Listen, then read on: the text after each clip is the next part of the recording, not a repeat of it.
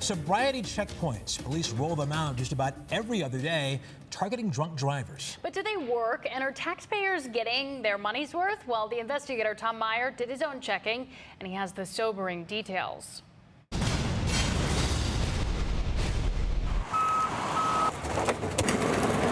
Whoa, whoa, whoa, whoa, whoa. Go ahead, pull forward. Sergeant Walsh, Sheriff's Office. You pulled in our OVI checkpoint. I'm going to have you pull in right over here.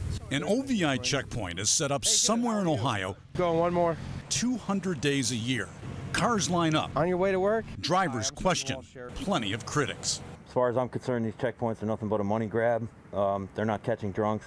Well, they're certainly not catching many. Last year, 238 regional checkpoints. 213 arrested for OVI. That's about one per checkpoint. It's been that way for years. Police officers that are making the most OVI arrests are not doing it at checkpoints. They're doing it by encountering drivers on the road. Police at checkpoints say it's not their goal to bust drunk drivers, but to raise public awareness. Are you okay, sir? The goal of the checkpoint is really to deter people to say, hey, wait, there is checkpoints out there and they are going to check. I better call and get a ride. Interestingly, alcohol-related fatalities in Ohio have gone up since 2013 and jumped 20% last year. CSU criminology professor Jim Criss has studied checkpoints. It's not clear what the ultimate payoff is for these checkpoints. He calls them marginally effective. The resources that are dumped into the setting up of these checkpoints is fairly significant. A typical checkpoint uses up to a dozen cops. We saw several just standing around, sipping coffee, making up to $50 an hour. Whether it's extra money for Christmas shopping or a vacation or something, they work extras.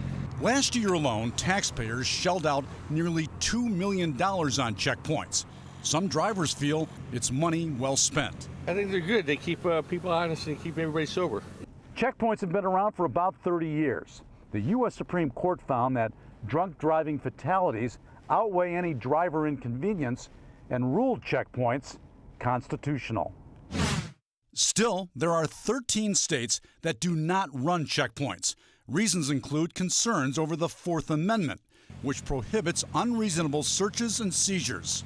If a car's going down the road, the police can't just stop them for no reason. A different story at checkpoints, where police can and do stop drivers without probable cause. So this kind of feels like it's a backdoor way of getting around the Fourth Amendment. You pulled in our OVI checkpoint. It's really easy for drunk drivers to avoid a checkpoint.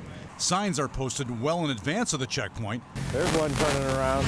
Allowing drivers to take a different route.